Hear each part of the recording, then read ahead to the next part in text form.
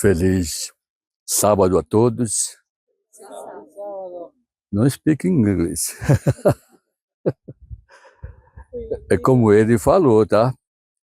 Eu vi o carro passar perto de mim e achei porque já sofri uma batida semelhante com essa que deu perda total do carro.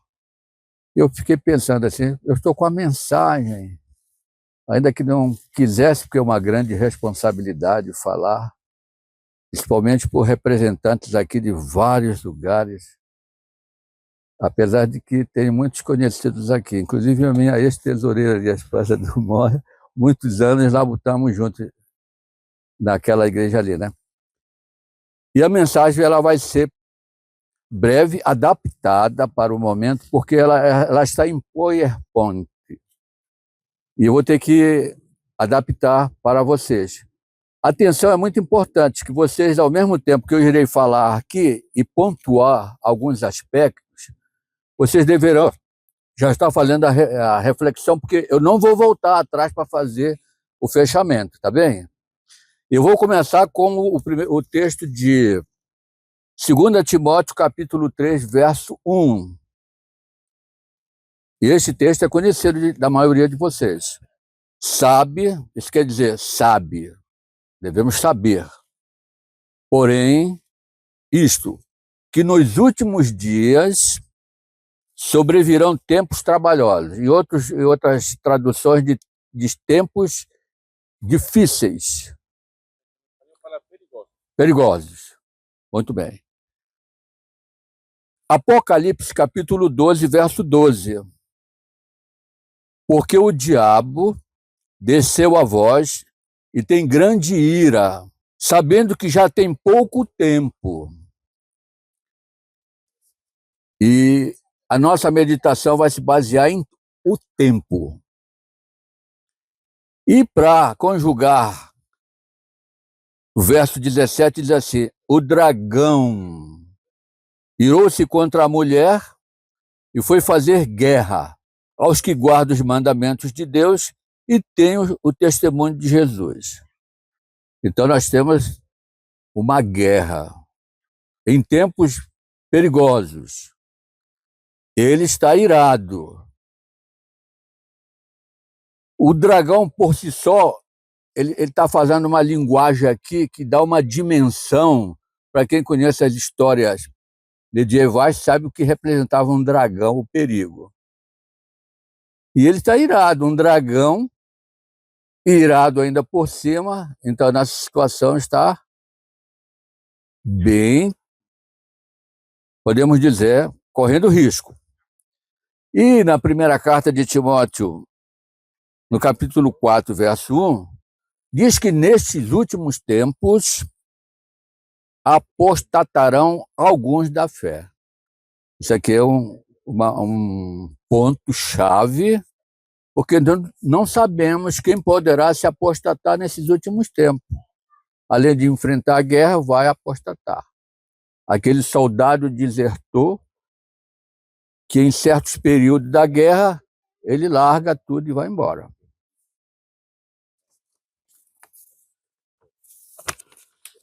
Falando de tempo, os irmãos irão me ajudar. Nós temos o passado, não podemos fazer voltar atrás nem sequer um momento, não tem como. A Carmelúcia, ela tem uma poesia que fala do tempo, passado, presente e futuro. Depois do passado, nós temos qual o tempo? Presente. Eu estou lendo aqui, não vou citar a fonte, porque a gente ganha tempo, certo? Mas está tudo dentro da Bíblia e do espírito de profecia. Então, no tempo presente, o conselho do apóstolo Paulo é remindo o tempo porque os dias são maus ou perigosos. O Parábola de Jesus diz: a única maneira de podermos remir o nosso tempo consiste em utilizar o melhor possível o tempo que nos resta. Eu tenho 74 anos. tem muitas crianças, tem jovens, tem adolescentes, então tem muito tempo pela frente. Mas é aquilo que o Ed falou. Esse tempo pode o quê? Terminar antes daquilo que você pode prever ou planejar, tá certo? E o futuro? O que nós temos para o futuro? Respondam, por favor. Porque aqui é uma escola, né? O que é que nós temos para o futuro dentro do contexto religioso, da nossa religião, da nossa caminhada para o céu? O que é que nós podemos ter pela... Vamos citar pelo menos aí 2 ou 3 pontos principais.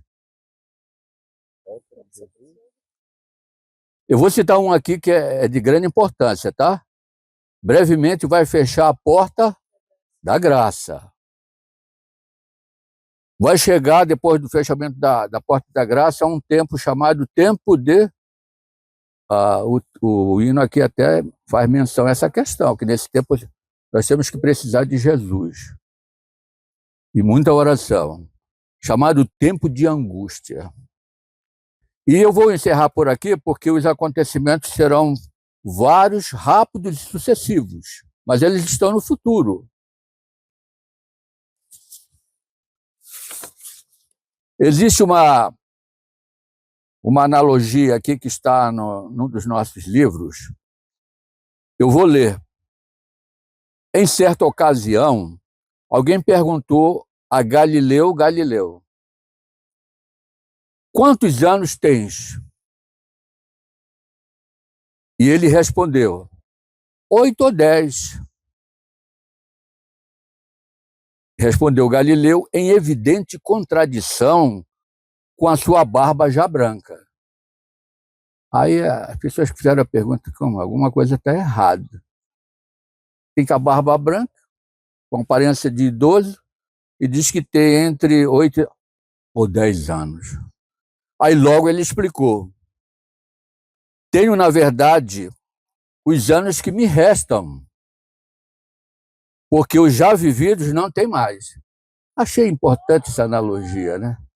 Eu tenho 74 anos, já vividos, não tem mais como voltar atrás ou fazer qualquer coisa, não tem conserto.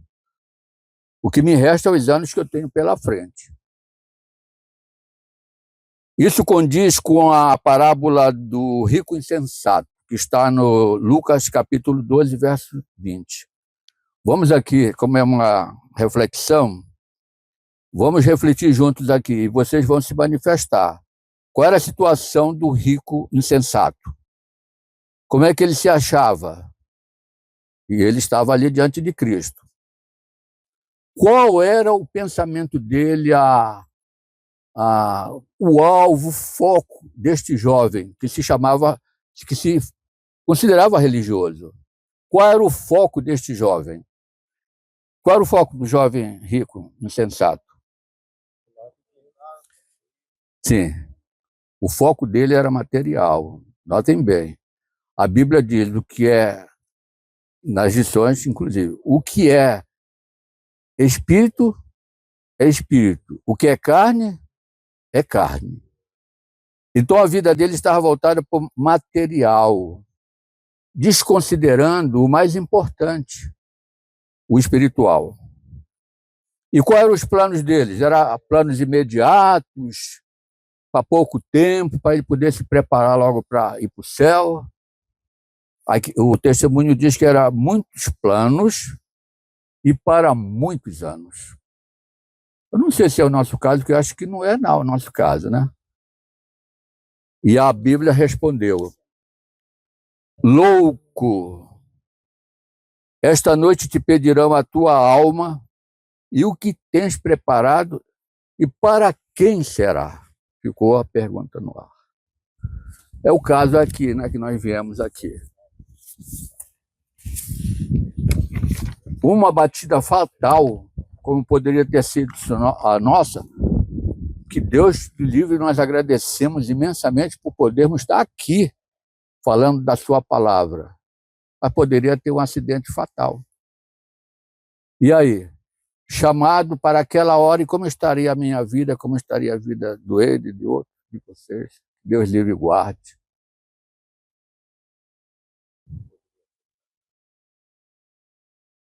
Qual é o tempo para Deus? Como nós consideramos o tempo para Deus? Temporário ou eterno? O tempo de Deus. É? Eternidade. Porque Deus é de eternidade a... Então, para Deus não existe problema. Ele é eterno. E ele é o dono do tempo. Quero enfatizar essa parte. Ele é o dono do tempo. Nosso tempo pertence a Deus. Cada momento é seu. E estamos sob a mais solene obrigação de aproveitá-lo para a sua glória. Perceberam? Vou guardando. O tempo é dele, pertence a ele, e este tempo deve ser aproveitado para sua glória. Nosso preparo, queridos irmãos, na igreja. De nenhum talento que nos concedeu requererá ele mais estrita conta do que o nosso tempo. Não é o dinheiro, é o tempo. Temos somente poucos dias de graça para nos preparar para a eternidade. Somos advertidos a remir o tempo. Todo esse texto aqui está no livro Parábola de Jesus. Eu não vou voltar, nem vou repetir. Então vão armazenando, vão se alimentando com esses textos para que eles não fujam jamais da sua mente.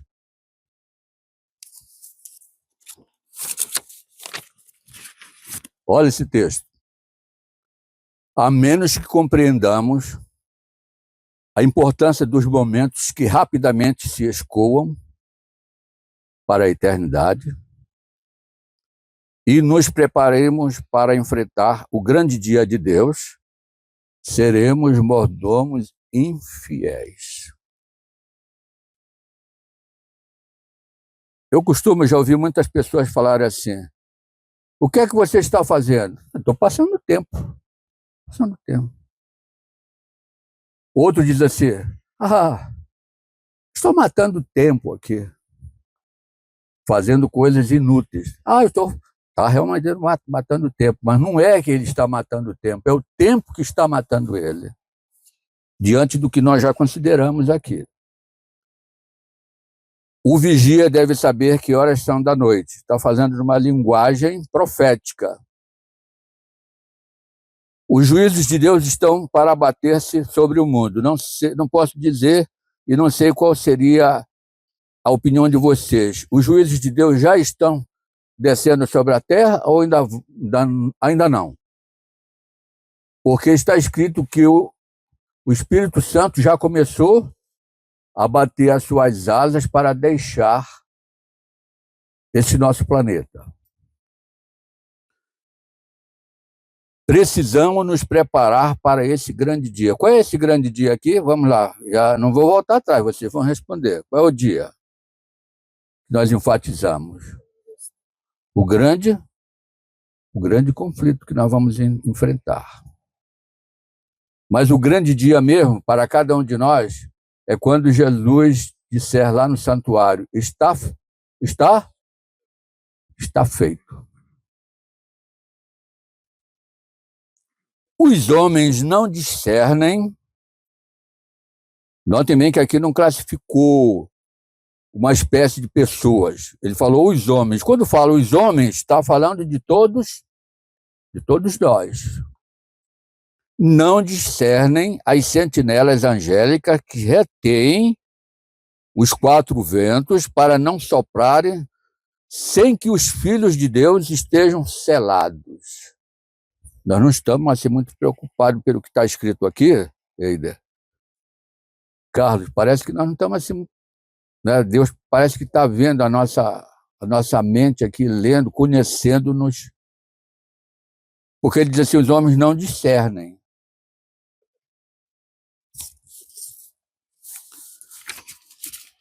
Falando de tempo, eu citei rapidamente passar o tempo e matar o tempo. Mas vamos considerar rapidamente aqui, eu quero que vocês raciocinem comigo sobre tempo desperdiçado. Ele não contribui para a nossa vida espiritual. É muito difícil computar este tempo. Tempo desperdiçado na leitura, eu coloquei só 2 exemplos. Ficção, livros de ficção, que agora não precisa mais do livro. A ficção está lá nos filmes. É os que fazem muito sucesso. A leitura também, que antes era o romance, as novelas, os livros que vocês ficavam lendo, não vou citar outros. Hoje ele está onde? Nos filmes. Não precisa mais você comprar livro. Outro ponto importante que eu quero ressaltar aqui, nós temos jovens, nós temos crianças, adolescentes, são os jogos eletrônicos. Não tem como a gente enumerar aqui, Carlos, a quantidade de jogos eletrônicos, o estilo, a qualidade deles. Mas existem uns jogos eletrônicos que muitas das crianças e adolescentes gostam. São aqueles jogos que trazem alta violência. Matar, roubar. Eu não estou querendo enumerar aqui aqueles jogos que são instrutivos, mas a maioria que vigora são os jogos de violência. E sábado passado eu estava na igreja de Itaquera e tinha o dirigente da igreja, que é um jovem. Ele disse: eu vou ter que abandonar eu vou ter que mudar de profissão, porque eu estou me considerando um traficante. Pois justamente o meu trabalho é fabricar estes jogos que irão fazer as crianças, os adolescentes e até adultos perderem o seu tempo com esses jogos. Ele me falou isso, de coração.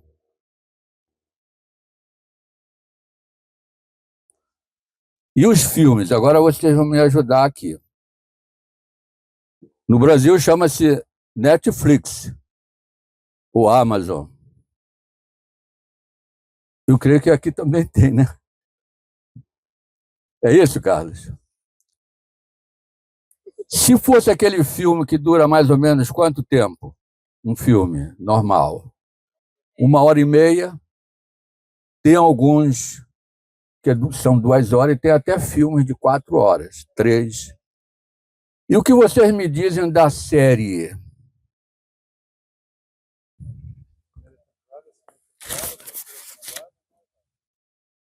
Nós passamos algumas experiências em algumas séries que você não quer parar, rapaz. Você quer saber o que vai acontecer. Ele já foi feito. O diabo, nosso adversário, ele quer justamente lançar aquilo que vai tomar o nosso tempo, vai nos tirar da presença de Deus para ficar sob o domínio dele. Então ele idealizou a série, que antigamente eram as novelas. Então a série. Se não me falha a memória, eu já vi, né, no anúncio, série de, por exemplo, 18 temporadas. Eu não sei quantos filmes dariam ali, porque me parece que cada um capítulo é na faixa de 30 minutos, se não me falha a memória. Aí você soma 30 minutos por 18 temporadas, não dá para fazer conta aqui. Vem agora a temporada. Quer dizer, tem a temporada e tem os episódios. E quando termina uma série, o que acontece? O que acontece, Marcelo? Quando termina uma série, já tem outra lá, preparadinha. Aí você já fica até na expectativa. Como a gente tem uma assinatura da Netflix, eu recebo no meu e-mail, no celular, eu recebo, diz, ó, senhor Demir, está lançando agora, começa tal série, tal filme. Mas é assim, é um assédio tão grande e irresistível. E a internet? Antigamente se falava muito da internet, né? Mas hoje você não precisa falar da internet. Fale, sabe de quê? O Carlos está com ele ali na mão. Fale de quê? Ele está ali com smartphone, iPhone, celular. Vocês entenderam? Por que não precisa mais ressaltar a internet? Alguém acertou lá no dia que eu estava dando a mensagem. Por que não ressalta mais internet e celular? Alguém acertou lá. Ele disse assim, porque a internet já está no celular. Você não precisa mais de carregar o netbook, nem estar no seu escritório, na sua casa. Você está com ele em qualquer lugar. Agora mesmo você pode estar ali conectado com a internet. E tem uma questão do celular que eu acompanhei ultimamente sobre... Eu estou falando dessa parte aqui, mas eu vou ressaltar a negativa, porque tem parte excelente na internet, no celular. Não podemos negar. Não é isso? Você fala, eu falo face a face com qualquer pessoa minha lá no Brasil, eu estou aqui na Inglaterra. Eu posso fazer uma pesquisa. Os estudantes precisam da internet para fazer as pesquisas, para ajudá-los. Hoje as escolas têm a conexão para facilitar adquirir informações. Mas eu quero me ater aqui ao lado negativo, que é o que interessa para nós. O celular, alguém pode me ajudar aqui, tá? Somente os jovens aqui que fazem pesquisa, para me ajudar aqui me parece que existem enfermidades proporcionadas pelo uso excessivo do celular. Certo? O jovem, o adolescente, mesmo o adulto, ele não consegue ficar sem o celular. Eu tenho um sobrinho da DEA que é uma dificuldade. Porque até se ele for fazer uma limpeza, ele está conectado no celular e não consegue se desvincular do celular. Mas é isso aí, mas é isso que eu quero que vocês vão refletindo. Até para onde? No banheiro. O meu sobrinho, ele vai limpar o banheiro, ele tem que estar com o celular. E vou falar rapidinho aqui. Ele bateu o carro, o pai dele, agora há pouco tempo, num lugar deserto, só tinha uma árvore na frente, ele podia ir para cá, e de repente ele deu uma distraída, eu estava juntinho, no carona. De repente ele deu uma distraída quando o celular tocou, que eu jamais acharia que ele ia, pois ele foi direto num pinheirão que tinha lá na divisa. Só deu tempo de eu gritar assim, vai bater! Aí quando ele se assustou, conseguiu tirar um pouquinho o carro, mas o prejuízo vai sair, né, Débora? Aí com o celular, gente, com o celular. Essa pessoa hoje que quase bate a gente, com certeza ele estava distraído no celular. Porque não tinha, era um lugar comum, normal, trânsito normal. E de repente ele veio numa velocidade incrível, ele passou pelo nosso lado assim.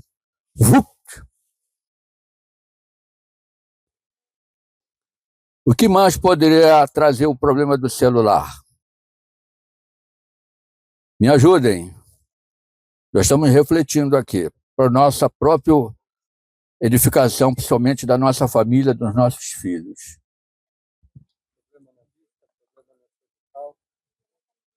Depressão, retardo mental.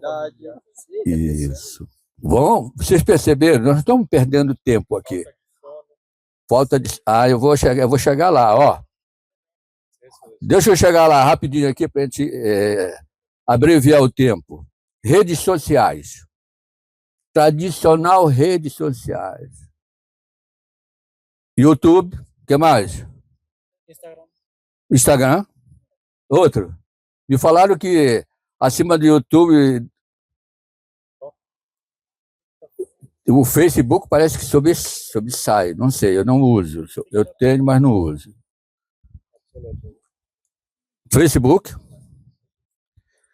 Aí vem aquela questão, alguém falou aqui, vai até que horas? Até 10 horas da noite, ele está satisfeito, encerra o expediente com o celular e com a internet. 10 horas, tá bom, não dá para encerrar o expediente? Se acabar a bateria. Mas ele já está com o carregador ali do lado, não tem como acabar a bateria. Aí alguém me falou lá e disse assim, não, eu vou até tarde, se for preciso, eu costumo amanhecer, a pessoa me falou, o jovem me falou. Se eu amanheço, ele sem saber o que ele estava falando, ele disse, eu amanheço com o celular sem problema nenhum. E perdeu o quê? Nós estamos falando do tempo desperdiçado, da perda de tempo, que não é para Deus. Se não é para Deus, para quem vai esse tempo, gente? Para quem vai esse tempo? A quem é dedicado este tempo se não é para as coisas de Deus?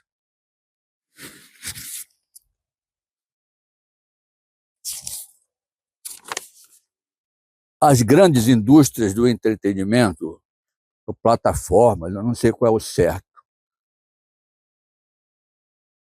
Nós pagamos para perder o quê? Se é que você está perdendo tempo lá, você está pagando. Você paga a Netflix,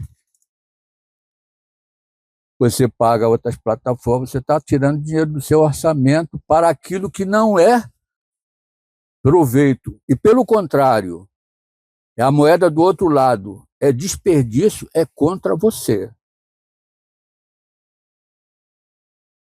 Ó,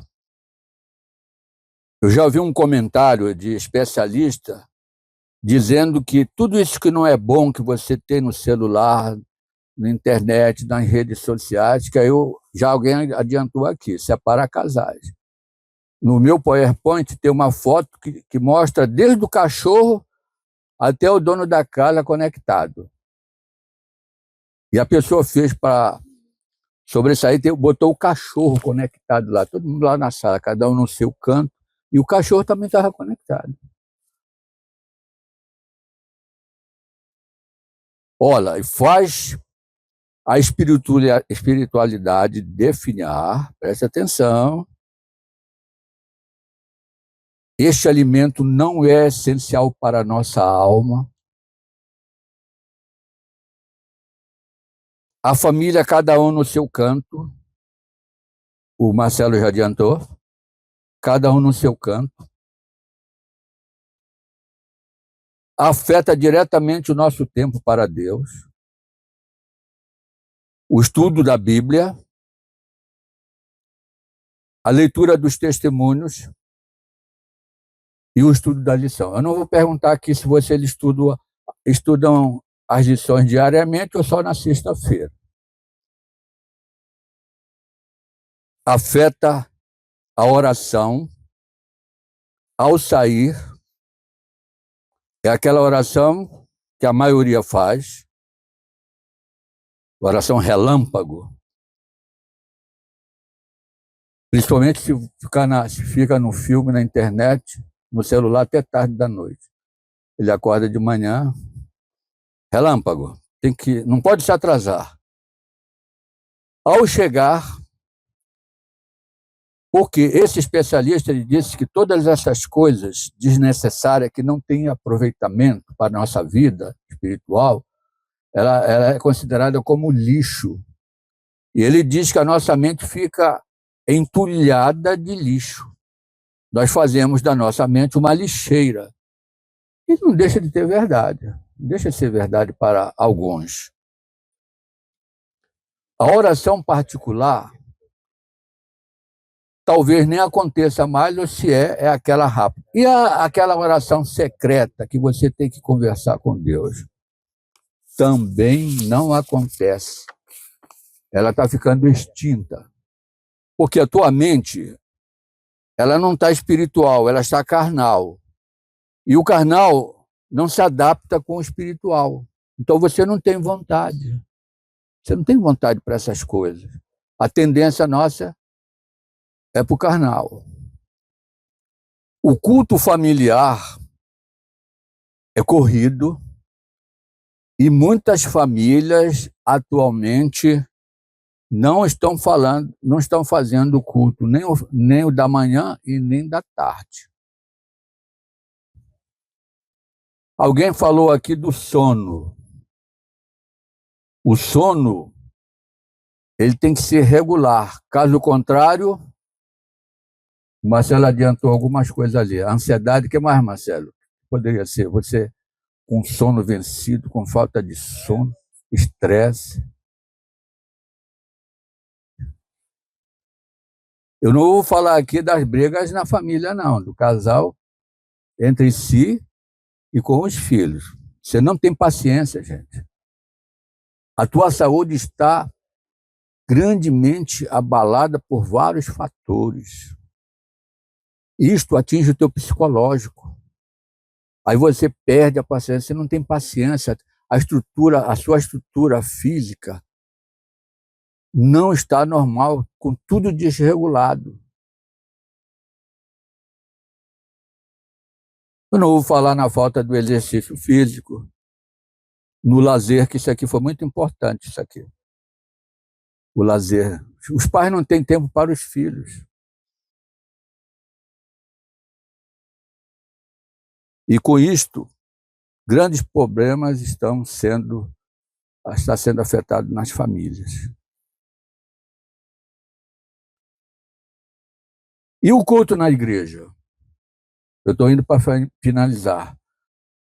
O culto na igreja, ele perde a importância, a tua mente está sem condições de receber as coisas espirituais, você perde a vontade de ir para a igreja, você falta aos cultos.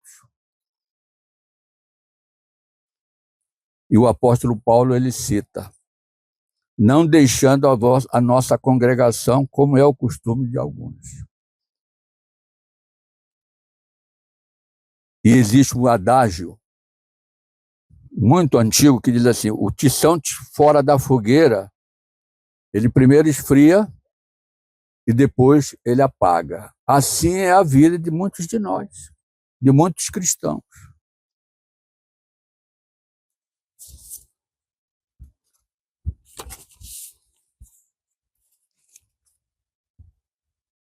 Tem um verso na Bíblia que nós ensinamos muito às crianças, mas nós mesmos não praticamos. Aí fica naquela formalidade. Alegrei-me, completem. Alegrei-me, né? Mas se eu não tenho vontade de ir para a igreja, como é que eu vou para a igreja alegre? Tem muitos filhos que são obrigados a ir, porque o pai tem que levar, mas, irmãos, é uma formalidade. E nós mesmos. Agora, esse aqui eu gostaria que vocês meditassem profundamente, porque vale mais um dia, olha a proporção, nos teus atos do que em outra parte, 100. É isso? Olha essa proporção. De o que Deus quis falar com isso? Ele está dizendo para nós assim, olha, Ademir, você tem que mudar de vida, querido. Você não está indo para a igreja. Você não tem vontade de ir para a igreja. Você não estuda a lição. Você fica aí conectado aí nesse celular, nessa internet aí, assistindo esse fio, pá, entra. Pá. Olha, não está bom para você. Aí ele diz assim, Ademir, vale um dia na casa do Senhor do que 1000. Olha essa proporção de 1 para 1000. Que força de expressão Deus colocou ali. Mas esse texto ele passa assim, como se simplesmente nós não conseguimos fazer uma análise profunda nesse um dia para 1000 em outro lugar.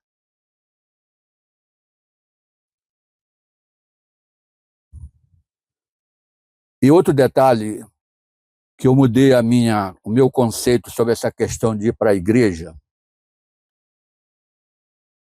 Alguém escreveu dizendo, é uma oportunidade de comunhão com Deus e com os fiéis entre si, é isso que nós estamos fazendo aqui.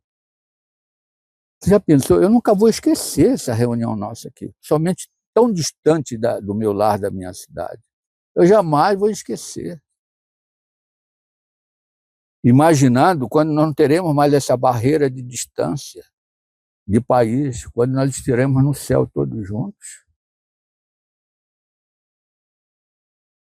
Isto aqui é um meio de promover o nosso crescimento espiritual, porque um reforça o outro, abraça. Eu conheci o irmão que veio o irmão, eu esqueci o nome dele, que veio lá do Equador. As irmãs aqui.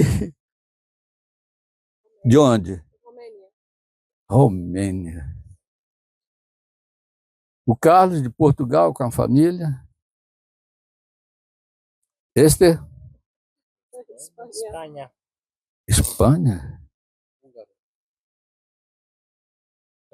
Vocês perceberam o que Deus quer para cada um de nós?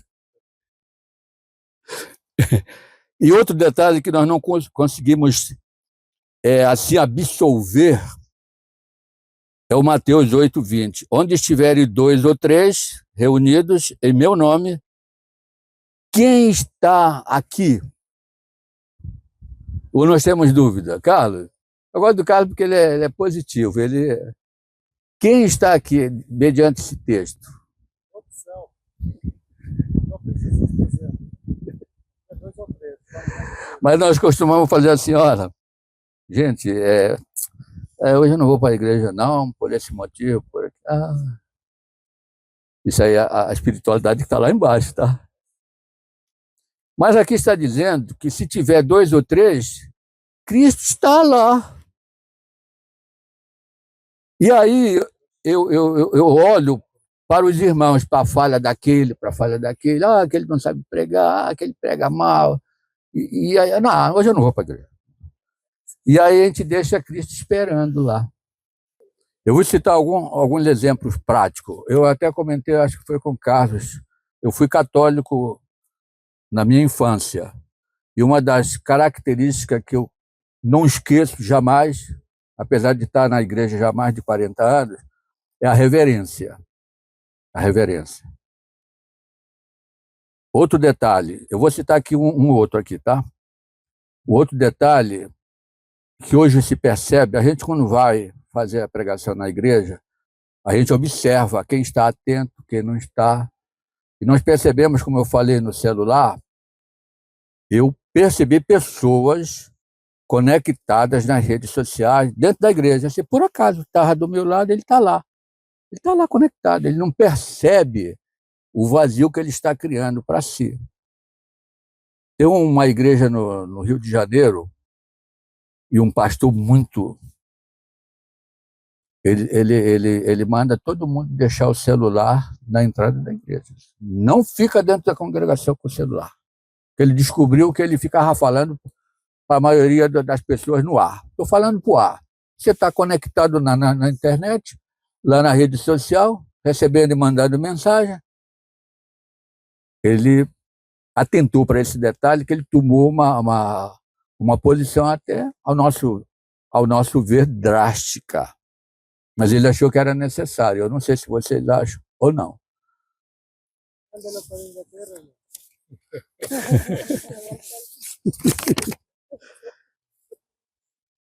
Uma outra questão a respeito do tempo, tá? Pontualidade. É uma triste falha, isso aqui, eu vou ler o que está escrito, não são palavras minhas. É uma triste falha o fato de muitos estarem sempre atrasados em relação ao tempo, e ele especifica aqui, no sábado. Uma boa parte é dissipada em virtude de se erguerem tarde do leito pela manhã. Aí o que é que acontece? Começa a surgir desentendimento na própria família, logo que vão sair para a igreja. Já começou mal. Quero lembrar o nome do Jorge. já começou mal. Veja como a pessoa vai chegar na igreja no sábado de manhã. Levantaram tarde, se atrasaram, e aí um começa a reclamar. O marido diz: mulher, você está atrasando, você está demorando para se vestir. Olha, tem que vestir as crianças. Aí ela vira para o marido e diz: você tem que ajudar. Aí, sabe, sem perceber, eles já estão entrando em atrito. Aquele espírito de paz e tranquilidade que eles deveriam levar para a igreja já começou a não sair de casa. Aí as crianças ficam nervosas, porque elas não estão acostumadas com... Não é bom para as crianças ver os pais ficarem discutindo na frente deles. Nem devem fazer isso, ainda que haja algum motivo. Nós temos que aprender esses detalhes.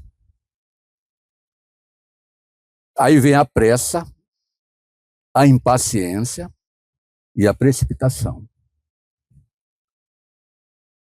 O quarto mandamento diz que Deus deu para o homem quantos dias? E ficou com quantos? Esse aqui é igual a questão do dízimo. Deus deu 6 dias e ficou com um só. Será que a gente quer esse dia, tomar esse dia de Deus, que é dele? Então nós não temos desculpas. O que está faltando é remir o tempo, é planejar os horários. Para vir para cá, eu não estou querendo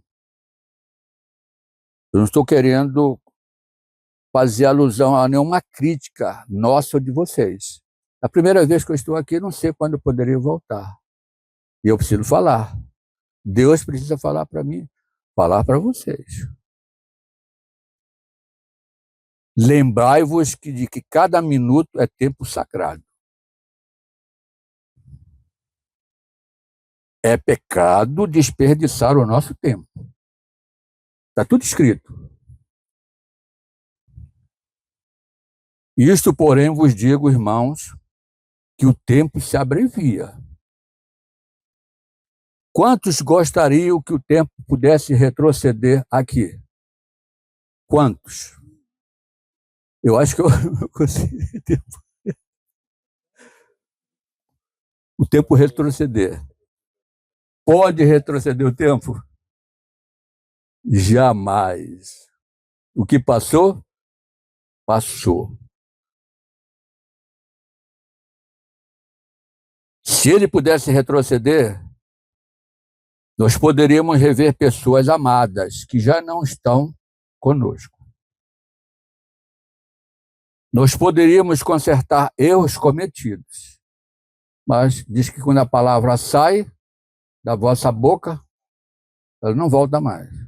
Então, cuidado o que você vai falar para o seu filho, o que você vai falar para a sua esposa, o que a esposa vai falar para o esposo. Cuidado, porque quando sai a palavra, não volta mais. Consertar erros cometidos. Nós poderíamos não consertar mais essas coisas que já se passaram, mas podemos, daqui para frente, ao sair daqui, procurar agora não cometer mais essas falhas. Não, nem tudo está perdido. Voltar atrás de palavras e decisões erradas. Alguém me falou esta semana que no casamento normalmente se escreve aquelas palavras planejadas, né? O que a noiva vai dizer para o futuro marido, o que o marido vai falar para a futura esposa, tudo planejado ali no papel. Não sai nada daqui do coração. Quando eu falo coração, é a mente, mas é aqui onde está o sentimento das pessoas. E essa pessoa era evangélica. E na hora de falar, que o padre lá, o pastor, disse assim: o que é que você vai falar para o seu futuro esposo? E agora vocês estão se casando diante do altar de Deus. Ela, em poucas palavras, disse assim: fulano, eu quero que você me trate bem. Eu quero que você me respeite. Resumindo, em poucas palavras, ela falando isso. Eu quero que você me trate bem, que que você me respeite, que você me considere como a pessoa mais importante da sua vida. Vocês perceberam o desejo dessa futura esposa? Por que ela falou aquilo, meus queridos irmãos? Vamos meditar. Por que ela falou? Ela teve aquele desejo de que o esposo dela tratasse ela bem, respeitasse, falasse boas palavras, não maltratasse. Por quê? Hein? Vocês entenderam? E já estou para finalizar. Eu sei que o tempo está passando. Aquilo que eu falei para vocês, o tempo passa. Mas eu tenho certeza de uma coisa, o tempo que é dedicado para Deus, ele nunca se perde. Nunca. E nós estamos aqui numa... Ninguém combinou nada que eu iria começar. Quantos minutos você teria para falar? O que é que... Nós não tivemos essa preocupação, graças a Deus. Eu quero citar uma experiência rapidinha aqui da tia da Ana. Era um casal, como muitos, e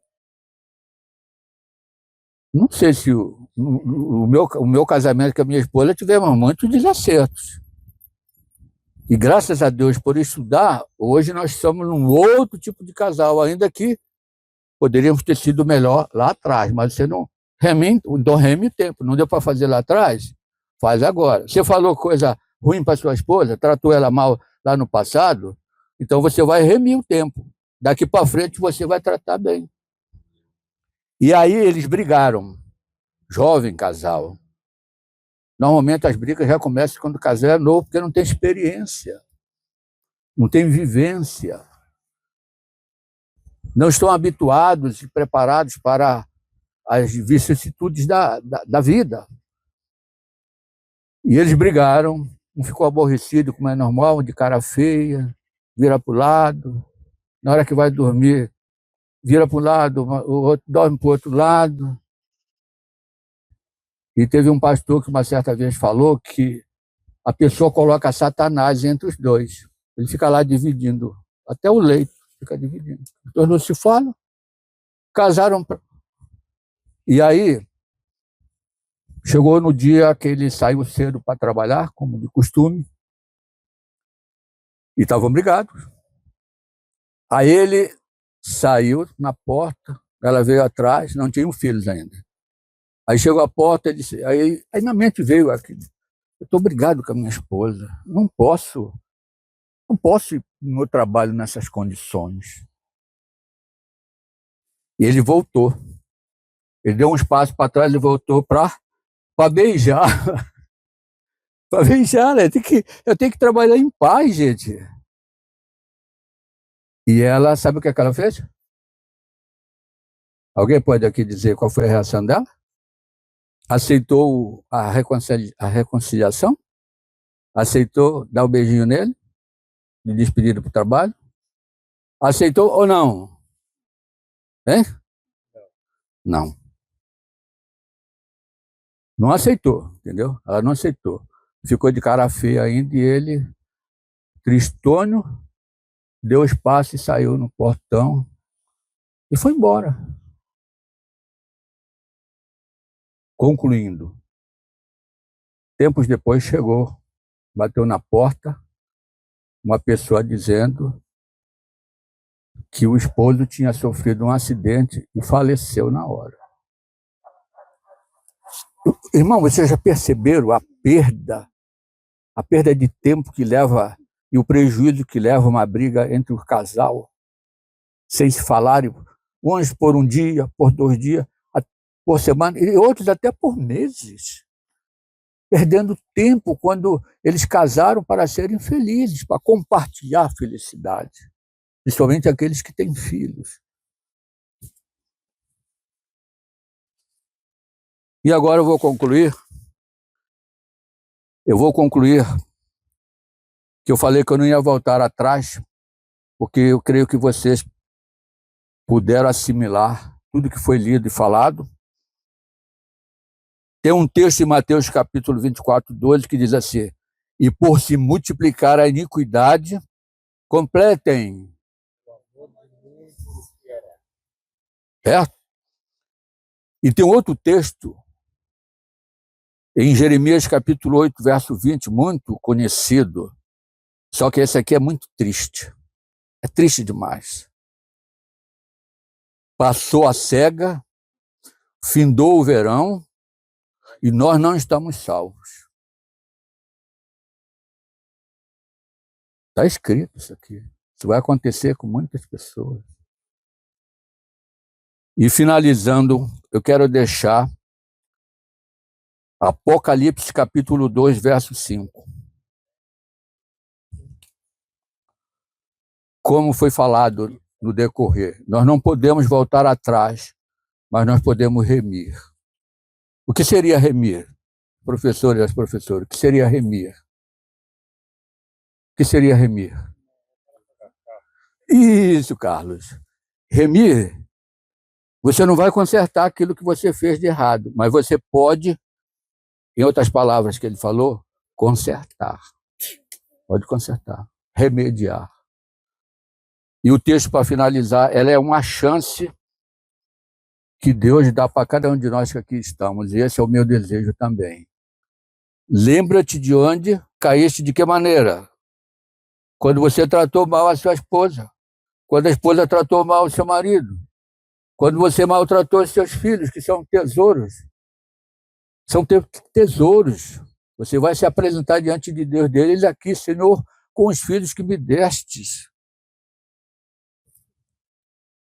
Arrepende-te. Arrepende-se. Se você maltratou alguém, se arrependa. É difícil pedir perdão, né? É difícil pedir perdão, mas deve pedir perdão. Se eu reconhecer da minha esposa que eu maltratei e não pedir perdão para ela, é hora de eu remir e dizer: Camilúcia, ela está ali, ó. Filha, perdoa por aquelas más palavras que eu te maltratei.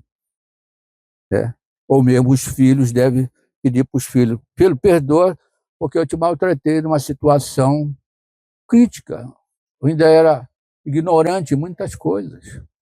Perdoa. E finalizando, e vocês vão dizer amém, tá? E volta às primeiras obras. Amém?